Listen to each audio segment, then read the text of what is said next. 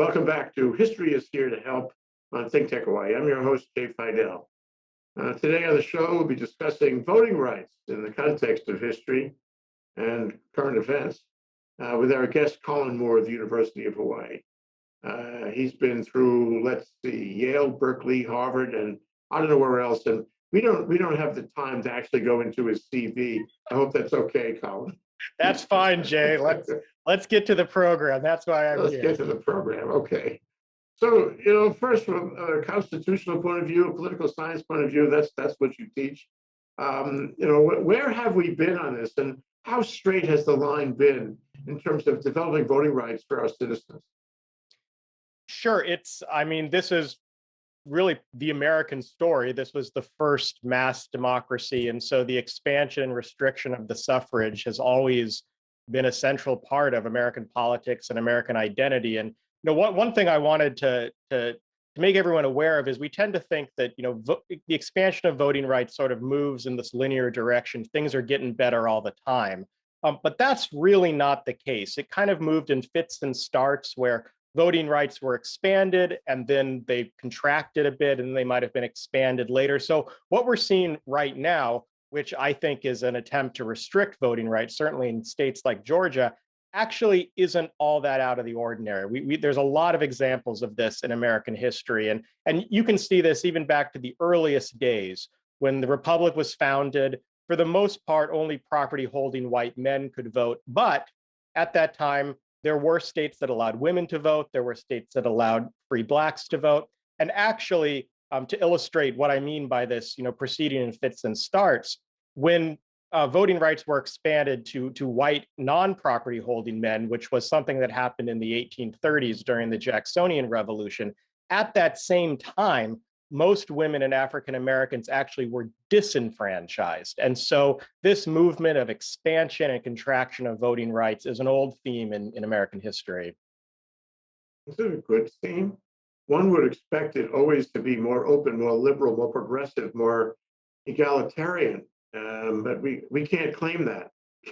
In fact, what's happening lately seems to be, yes, a turnaround, looking backward, but also in the context of our times in which we live today, it is unconscionable, a lot of it. It is, but the reason behind this often is, it's the same as it was 200 years ago, that really this is about electoral competition, about who counts as an American. We heard a lot of rhetoric during this last election about the real votes or the legal votes and the other votes, which presumably were cast by people of color or new immigrants. That's been around as long as this country has been in existence. And so a lot of this movement of expanding and contracting voting rights is about the competition between the parties, because some parties feel that they're at a disadvantage if you allow this group of people to vote, and other parties want to enfranchise this particular group of people because they feel like that's in their electoral advantage. So that's often at its core what it's about, both political competition and this sense of identity, which in the US is always wrapped up in race. Yeah, this seems so Georgia, so obviously racist. And, in the context of, George Floyd and all the racist things that have been discovered and discussed in the media and criticized, for them to come back now and adopt an actual statute, have it signed by a governor in one of the 50 states, where it's one of the core point. I mean, if you ask most people, what's the core point? It's racism. Let's keep the African Americans, out of the ballot box. And of course, that's for political purposes, but it's also, an expression of racism. I don't know. Do the people who ascribe to this sort of thing think that it helps them, really helps them, either politically or socially? I think there's two things going on here. So the answer is obviously yes. And of course, I agree with you that this is a racist bill, and especially in a state like Georgia, that has well over a century of history of systematically discriminating against African Americans and preventing them from voting. This is particularly troublesome. But so I think there's two questions. So maybe I could just unpack this a little bit. The first is just empirically, does this help them? In other words, some of the things this Georgia law does is it makes it a little harder to vote absentee. There's a variety of restrictions, even absurd ones like you can't deliver water to people waiting in line.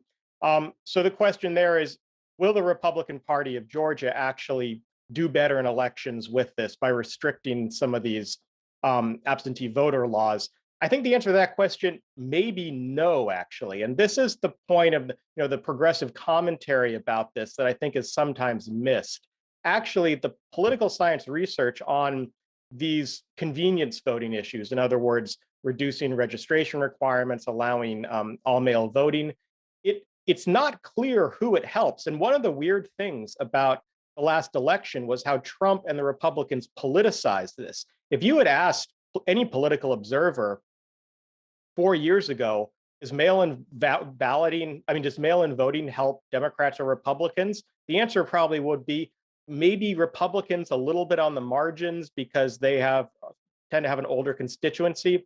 So this is sort of one of these Trumpist myths. But I don't think it's actually going to necessarily help the Republican Party of Georgia that much in terms of reducing turnout. Because the other thing that's going to happen is the African American community in Georgia is furious, as they should be, and they are tremendously good, even before Stacey Abrams, at turning folks out to vote. And so you better believe they're going to turn their people out to vote, in part to show this won't work.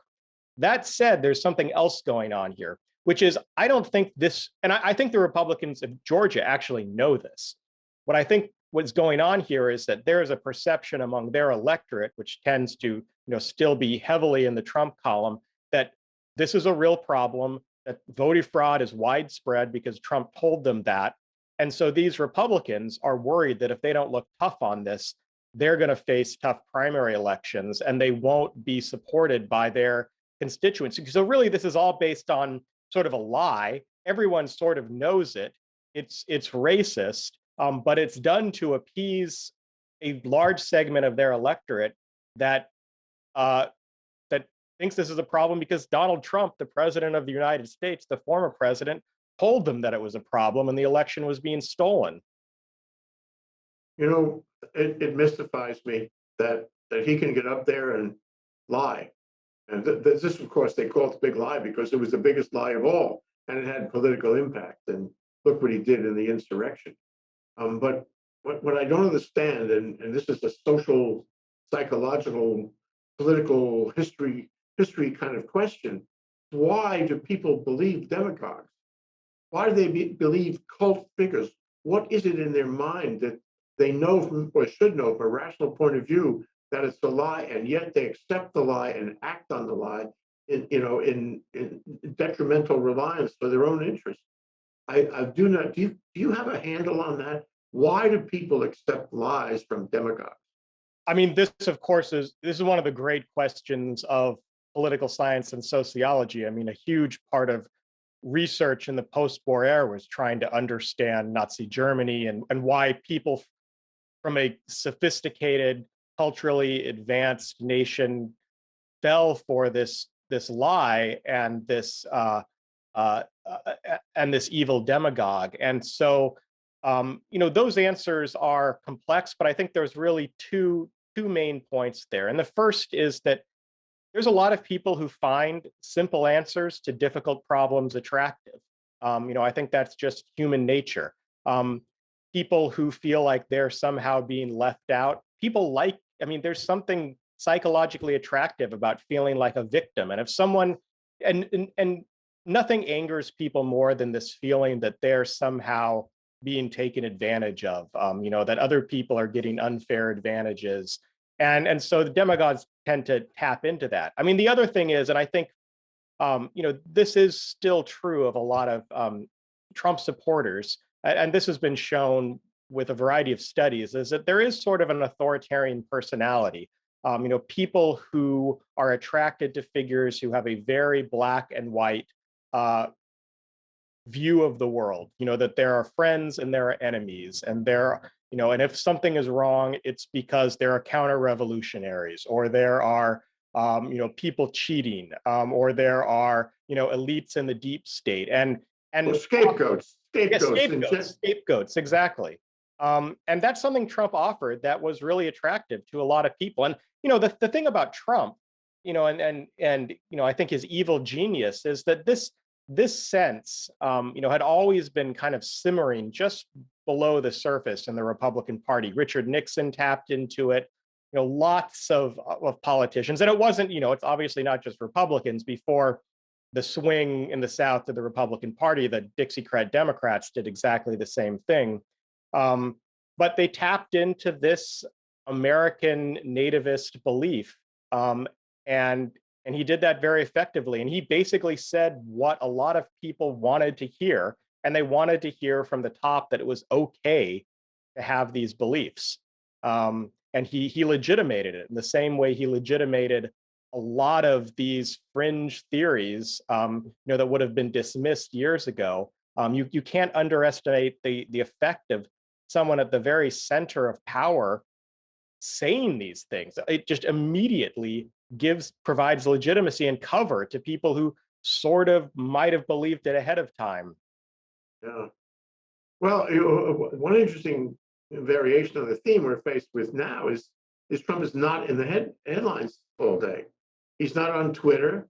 A lot of the news channels aren't really covering him, or if they have a picture of him, they don't have a sound from no audio.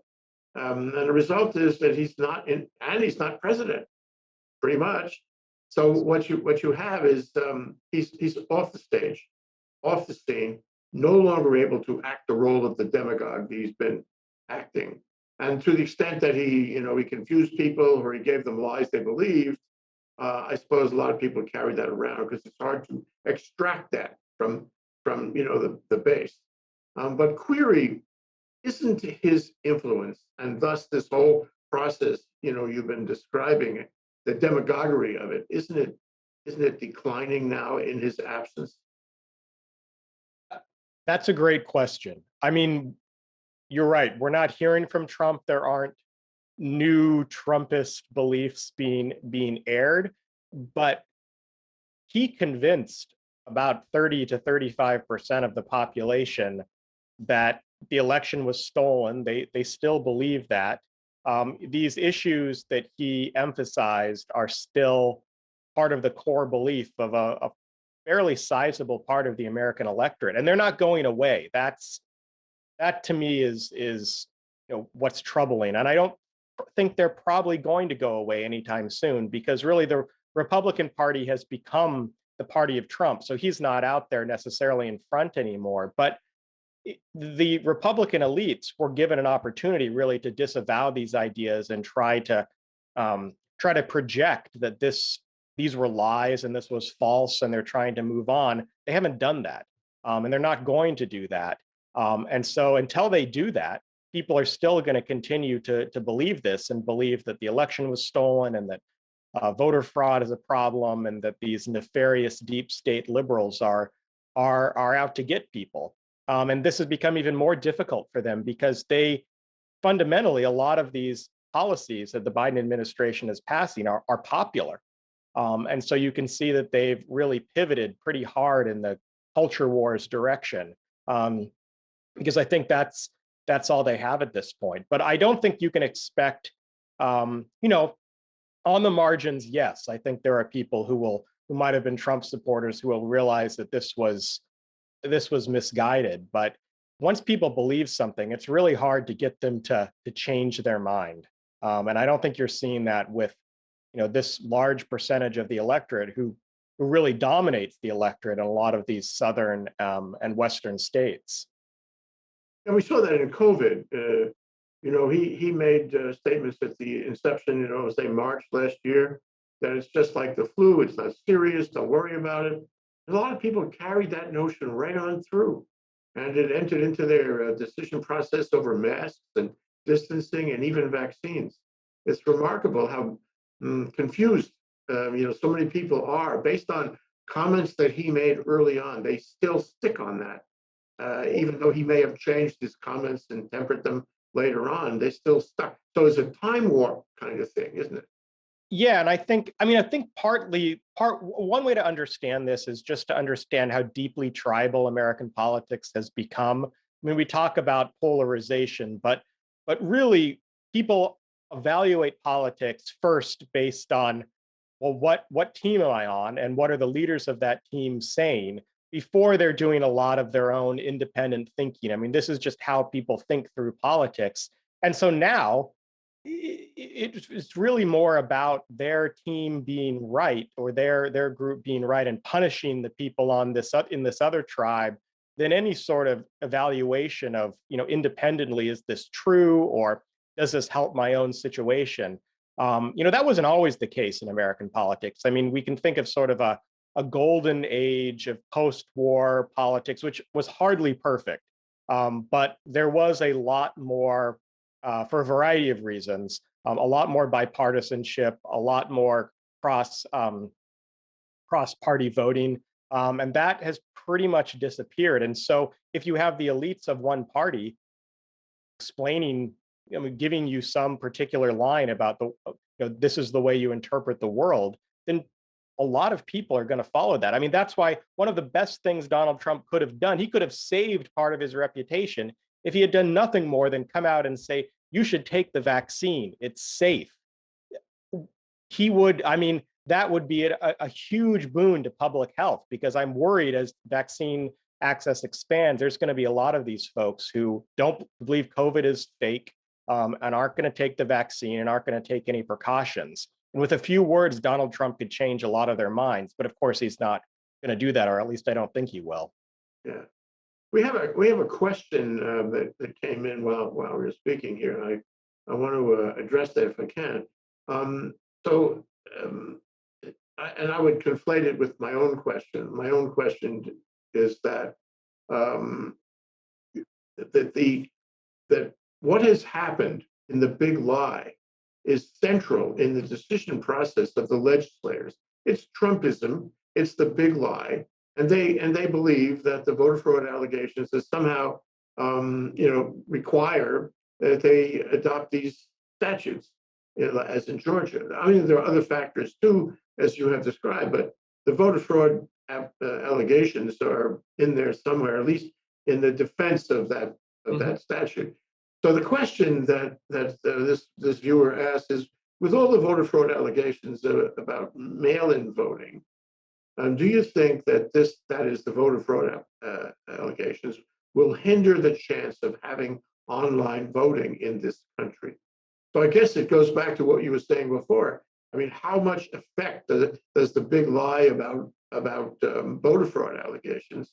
How much does that affect the whole national scene on this? That is a great question.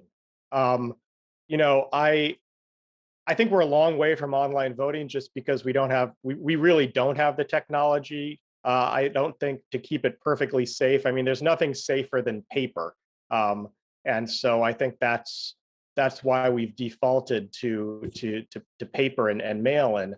But what's interesting about this is it people generally like convenience voting. People generally, certainly before the 2020 election, favored the expansion of mail-in ballots, things like that. It was always politicians who didn't want to do it because, in large part, and this explains the resistance here in Hawaii, that's a new electorate. They don't know. I mean, politicians, there's nothing that scares them more than not knowing what their chances are for reelection or knowing who their people are.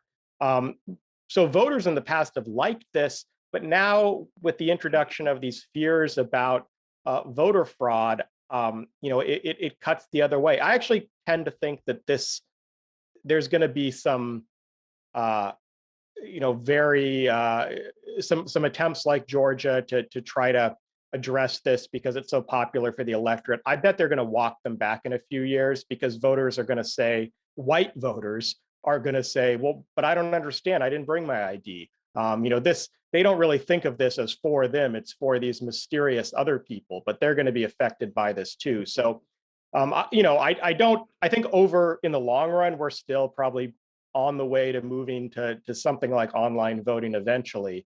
But that I would caution everyone who's an advocate of online voting to just remember that one of the great virtues of the way we vote now is that just it's almost impossible to imagine how you would falsify enough paper ballots to make a huge difference in an election like this. Paper is still a very safe technology that can't be manipulated from abroad. Is pretty hard to tamper with, at least at at a level that would involve changing thousands upon thousands of ballots. So, but I do think we'll get there. I think just because people are so accustomed to doing things online, there'll probably be some version of this eventually. Mhm. Um, but it's the viewer's question gets at this interesting dynamic, which is that people do, for the most part, like this convenience voting. They do like the luxury of being able to cast their ballot when they want and over mail. So I think a lot of this will be rolled back because people will see this and think this is just a pain. Why do I have to do this? Because now they're used to it. I mean, it's much harder to take something away that people had. And maybe some of these Republicans believe this big lie now. They certainly do. But when they see it inconveniences them as well, then I'm sure they're going to reverse course and say, but wait a minute, I didn't mean for these laws to inconvenience me. That's a different story. Right. And we can never forget that Russia is very smart. The what do you call it? Internet Research Agency (IRA), very smart in hacking us. They're getting smarter all the time and hack government agencies left and right. Take data, change data. They're not going to stop. And if we had a national initiative for online voting, they'd be putting a lot of resources into trying to screw that up. Oh, that would be the number one target for every hacker in the world. Could you imagine a greater victory than hacking the US national online voting system? We just put a target on our back. But Yeah. this sort of does get at a point we were talking about before the show, which is, is there ever a chance that we could have sort of a national voting system as opposed to having it run by states and often counties in most states on the mainland, and Yeah. this very American, very inefficient patchwork of different rules and regulations and officials who are in charge and different ballots. I mean, everyone who's lived in different states, has the experience of, trying to understand, okay, well, how do you register in this state and how does it work here and what are the rules and deadlines? Um, in my view, we should have something like this. I mean, I think this is sort of a 19th century a policy that needs to be updated, but there would be a lot of constitutional challenges to that. And I mean, that's often thought of as one of the central rights of sovereign states is to control their voting systems. And so I can't imagine the court ruling against that. Well, there are three pieces I'd like to ask you about with respect to the public conversation of this as it will unfold between now and the 2022 election, or for that matter, the 2024 election. One is other states taking other positions. Remarkable that the iconic state of Kentucky, from which Mitch McConnell comes from and won only a few months ago, that state is actually adopting statutes that open voting, just the opposite of Georgia. That's fairly remarkable. I mean, I wonder if there'll be more like that. The other factor here in play is the corporations who have taken positions against what happened in Georgia, although they were late because before they took positions, the bill had already been made into law in Georgia, and now they're faced with a similar situation in Texas, where there is another ugly bill going on there, has not been passed, and Beto O'Rourke is asking them to weigh in on that and try to get involved. So the second factor I offer you for your consideration is whether the corporate world is going to have an effect on this. And the third factor between now and 2022 are the courts, because this bill is already under judicial review. There is a lawsuit. There'll be courts weighing in. Courts don't move that fast. There is no such thing as a legal emergency. Right? So the question is, are the courts going to do the right thing? Are they going to do it in time? to have a salient effect on voting in Georgia and other states, perhaps like Texas, before 2022? Sure. So, okay, I'll take them in order. The Kentucky bill. So you're right. This is a little unusual. We have a red state moving to expand convenience voting, voting access. I think part of that is due to what I was saying before, which is that people actually like voting to be convenient. And Kentucky has probably, at least I think almost certainly the strictest rules around this in the country. So there's not a single day of early voting in Kentucky. There are really strict limits on absentee balloting. I mean, in Kentucky, you had to vote the old way, which is you had to show up on election day and you really couldn't do absentee voting and there was no mail-in voting. So part of that, I think, is due to the fact that they were so restrictive. They're going to loosen up a little bit because of I'm sure a lot of folks in Kentucky saw these other states voting this other way and thought, well, why can't we do that here? Now, let's see. The second question was about corporations. Corporate response. Yeah. So this is often been pretty effective in the South, particularly states like Texas and Georgia, the sort of new South states that like to be business friendly and don't always like to be associated with their darker past of racial discrimination and slavery in the Confederacy. I do think it has an effect because it starts this internal fight in the Republican Party there between the Chamber of Commerce Republicans and the kind of Trumpist conservatives. Now, I don't think the Chamber of Commerce Republicans have the power they used to in a lot of these parties. I think that the sort of Mitt Romney-like figures don't command that kind of power and authority. And I think you've seen that even in the response of the Republicans in both of these to Delta Airlines and Coke, which is, essentially, well, who cares? I'm going to drink a Pepsi now. So I think that most of these politicians see the threat more to their Trumpist right than from the kind of Chamber of Commerce center. And then the question about the courts, I'm not actually too optimistic we're going to get a bailout from the court for this. I don't think they're going to overturn these. It's a more conservative court. A lot of these are about restricting kind of convenience voting options. And so I think it's probably all constitutional. I think it's wrong, but I think it's probably constitutional to do what Georgia's doing. Mm-hmm. Well, then you have the Voting Rights Act. I think it's actually more than one bill, but which got through the House and is languishing, as so many bills do, in the Senate. And you have Joe Manchin saying he doesn't want to change the filibuster, and that's hard to change the filibuster without him, and therefore it's hard to pass the voting rights bills without him. And so there's a real chore in getting it passed. I'd be interested in your thoughts about whether it ultimately will pass with pressure from this side or that, and if it does pass, whether it will stand in the courts, in the Supreme Court, or fail. There are so many issues around it, and I'm discomforted. How do you feel? The voting rights bill, I'm not sure if that's gonna make it. If Manchin's not willing, if he's still gonna support the filibuster,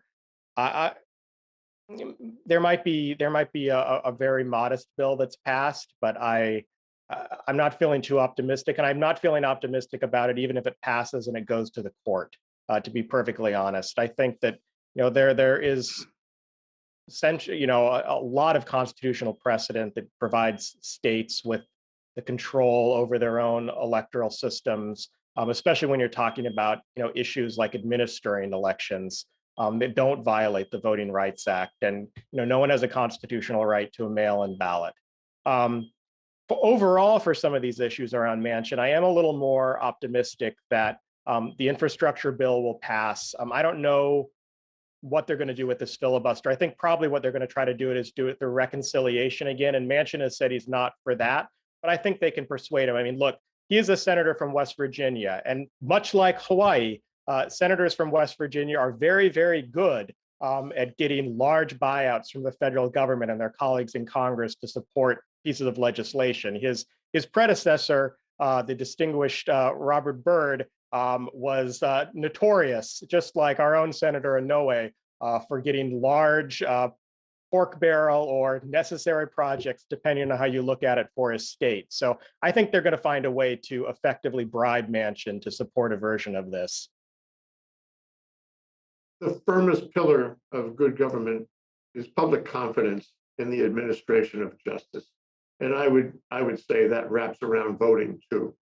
And the average citizen in this country, aside from people who have taken these politicized views, the average citizen is saying to himself or herself, gee whiz, what's going on here? Voting is sacrosanct, and yet it's being attacked and undermined in so many ways.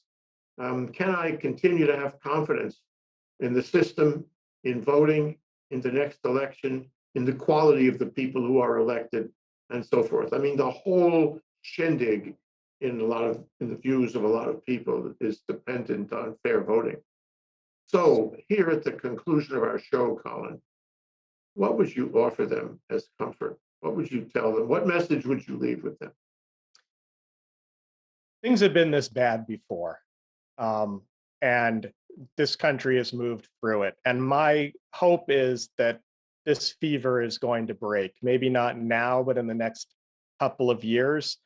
And that is my hope, is that ultimately people are, most Americans tend to be pragmatists and rational. They care about their own material situation, and I hope that some of the Biden policies will address that. But I'm feeling much more optimistic than I was last year, and I hope I'm right about that. I still have faith that people will come to their senses, and ultimately this might be.